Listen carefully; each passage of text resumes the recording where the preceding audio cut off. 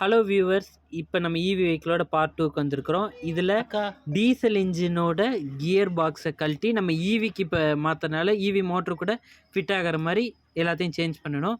எடுக்கிறது இப்போ பேரிங்கு, இந்த ஷாஃப்ட்டு எல்லாத்தையுமே நம்ம சேஞ்ச் பண்ணிக்கிறோம். ஏர் டைட்டில் நம்ம கனெக்ஷன் கொடுத்தா தான் நமக்கு அவுட்புட்டு பர்ஃபார்மன்ஸ் கொஞ்சம் ஜாஸ்தியாக வரும். நம்ம கழட்டினது நல்லதாக போச்சு. இதில் தேய்மானம்லாம் ஜாஸ்தியாக இருந்துச்சு. ஸோ அந்த எந்த ஷாஃப்ட்டில் தேய்மானம் இருந்துச்சோ அந்த ஷாஃப்ட்டுமே நம்ம பூஸ் இதில் போட்டாச்சு. பேரிங்கில் இருந்த தேய்மானத்தையும் மாற்றிட்டு அதுவும் பூஸ் போட்டாச்சு.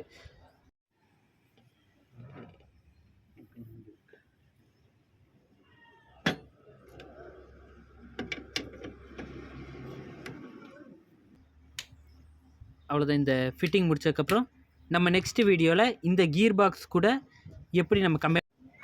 இது பேக் சைடு வீல் ஹப்பு. இதோட பேரிங் இன்னர் செட் எல்லாமே பழசில் ஜாமாயே போயிடுச்சு. இதுதான் அந்த பழைய செட்டு. இது வந்து கழட்ட முடியல, லேத்தில் கொடுத்தாலும் லோடு தான் வாங்குது, கழட்ட முடியல. அதனால நியூ இது இன்ஸ்டால் பண்ணிட்டோம். இது நமக்கு கண்ட்ரோலர் நைட்டு தான் டெலிவரி ஆச்சு. நைட்டு டெலிவரிக்கே ஓப்பன் பண்ணி பார்க்குறோம், கண்ட்ரோலர் எதாவது டேமேஜ் ஏதாவது இருக்குதா அப்படிங்கிறதுக்கு. டேமேஜெலாம் எதுவும் இல்லாமல் தான் நமக்கு கண்ட்ரோலர் வந்துருக்குது. கண்ட்ரோலர் கவரு, அந்த உள்ள ஆக்சசரிஸு, இது இல்லாமல் நம்ம மோட்ரு செட்டு, இவி மோட்ரு, எலக்ட்ரிக்கல் மோட்ரு. இதை நாளைக்கு நம்ம அங்கே ஒர்க் பிளேஸில் கொண்டு போய்ட்டு இன்ஸ்டால் பண்ணிவிட்டு வீடியோ போடலாம்.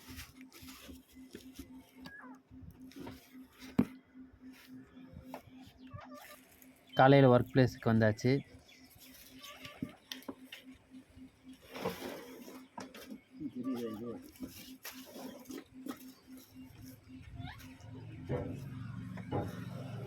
நைட்டை விட இது பகலில் மோட்ரு கொஞ்சம் தெளிவாக தெரியுது.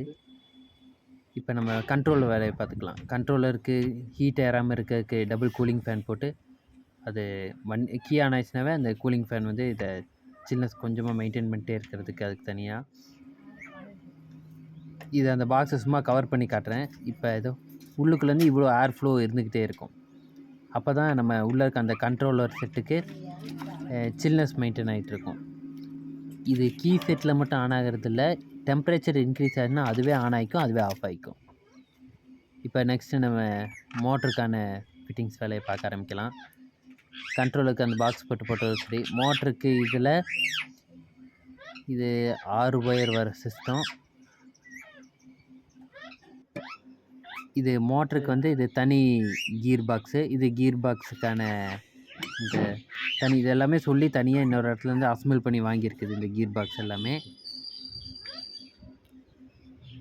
இது உள்ள நம்ம மோட்டர்ட்டும் அந்த கீர் பாக்ஸ் கனெக்ட் இருக்குது. ஏர் டைட்டில் எல்லாமே இருக்கிற அளவுக்கு எங்கேயுமே அந்த ஹை மோட்டருக்கான அந்த பேக்கிங் செட் இது கையிலே வெட்டி போட்டிருக்கு. இதுக்குன்னு பேக்கிங் செட்டில் எல்லாம் கையிலே கட் பண்ணி போட்டிருக்குது. உள்ளுக்குள்ளே இதில் இந்த கீர் பாக்ஸுக்குள்ளே உள்ள கீர் பாக்ஸ் ஆயில் உள்ளே ஃபில் பண்ணி, இது க்ரீஸ் வந்து அப்போதைக்கு சும்மா நம்ம டிரான்ஸ்மிஷனுக்கு சும்மா சுற்றி பார்க்கும்போது எந்த ஒரு டைட்னஸ் இருக்கக்கூடாதுங்கிறதுக்காக க்ரீஸ் சும்மா மேலே வைக்குது. உள்ளுக்குள்ளே இதுக்கு வந்து தனி டிரான்ஸ்மிஷன் ஆயில் போடுது.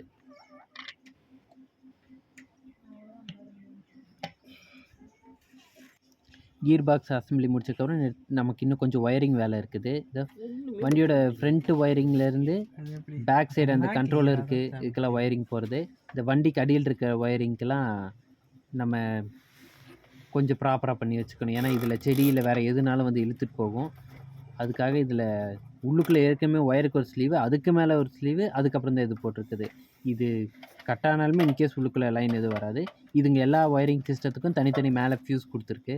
அதனால் எந்த ஒரு எரரும் எதுவும் வராது.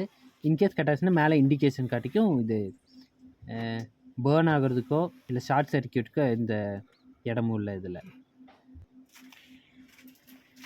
இது நம்ம கீழே வச்சுருந்தா இதில் வண்டியில் கொஞ்சம் பாடியில் டேமேஜ் இருக்குது. அதனால் இதோட மெயின் கண்ட்ரோல் லைனை மேலே மாற்றிக்கிட்டோம். இந்த மெயின் கண்ட்ரோல் இந்த இதுக்கான இந்த கேபிள் வந்து இது கொஞ்சம் கேஜ் ஜாஸ்தி கேபிள், இதுக்குன்னே தனியாக வாங்கி போட்டிருக்குது. இது டைரெக்டாக அங்கே மொத்த மெயின் லைனே உள்ளுக்குள்ளே போயிட்டு இது வழியாக போய்க்கும். இதுக்கு ஹீட்டில் இதில் இன்கேஸ் ஏதாவது ஹீட் ஏதாவது வரணும், இந்த ஹீட்டருக்கு இன்னொரு கூலிங் ஃபேன் வச்சுருக்குது, அது இந்த ஹீட்டை வந்து ரெடியூஸ் பண்ணிக்கும். இது நம்ம பாக்ஸுக்கு எல்லாமே போட்டு வச்சாச்சு. இங்கே உள்ளேருந்து மோட்டருக்குள்ளே கனெக்ட் பண்ணுற லைனுமே தனியாக போட்டு வச்சாச்சு. கீர் போடுறதுக்கான கேபிளில் வந்து டேமேஜ் இருந்துச்சு, அதனால் கீர் கேபிளையும் நம்ம இதில் சேஞ்ச் பண்ணியாச்சு. இதில் ஈவினாலுமே கீர் போட்டு நீங்கள் எப்பவும் போல் கிளச்சு பிடிக்காமல் கீர் மட்டும் போட்டு வண்டியை நீங்கள் எப்பவும் போல் ரன் பண்ணலாம்.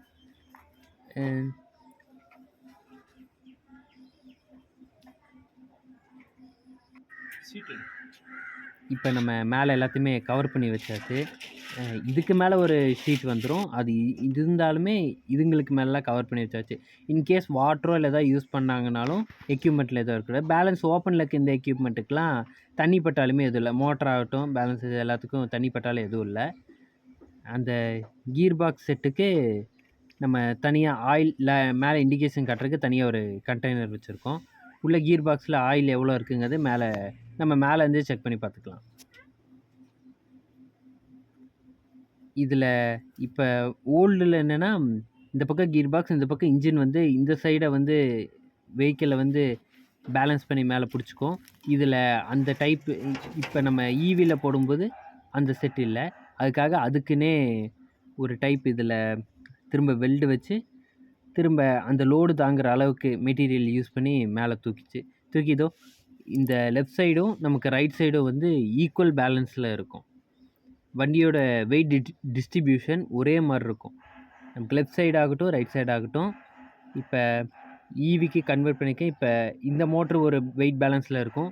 நம்ம இந்த வண்டியில் இருக்கிற அந்த கீர் பாக்ஸ் ஒரு வெயிட் பேலன்ஸில் இருக்குன்னு இல்லை, இது ஒரே பேலன்ஸில் இருக்கிற மாதிரி செட் பண்ணியாச்சு. ஓகே, நம்ம வண்டி ஓரளவு இப்போ எல்லாமே கம்ப்ளீட் பண்ணியாச்சு. நெக்ஸ்ட்டு வாட்டர் வாஷ் விட்டுக்கலாம். இது நீங்கள் டீசல் வண்டி மாதிரி ஃபுல்லாகவே வாட்டர் வாஷ் பண்ணிக்கலாம். இதில் உள்ள எக்யூப்மெண்ட் ஏதாவது பாதிச்சிருந்தோம் நீங்கள் இது பண்ணுங்க. ஏன்னா உள்ள ஃபுல்லாகவே சீல் பண்ணி வச்சுருக்கு. ஸோ தண்ணி நம்ம எப்பவும் போல் வாட்டர் வாஷ் பண்ணிக்கலாம்.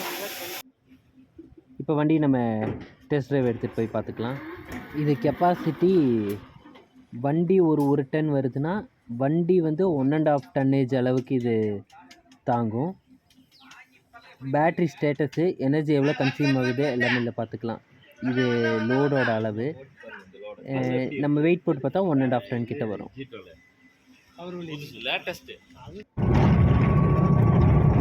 இது வண்டி அந்த 1.5 டன்னேஜ் லோடு இருக்கும்போதுமே வண்டியோட ரன்னிங் ஸ்பீடு உங்களுக்கு 40 to 50 ஸ்பீட் அளவில் இருக்கும். கேபிளில் எந்த ஒரு எதுவுமே பாதிப்பு இருக்காது. நீங்கள் எப்பவும் போலே ஃபுல் டன்னேஜ் லோட்லையுமே. நெக்ஸ்ட் வீடியோவில் நம்ம பார்க்கலாம்.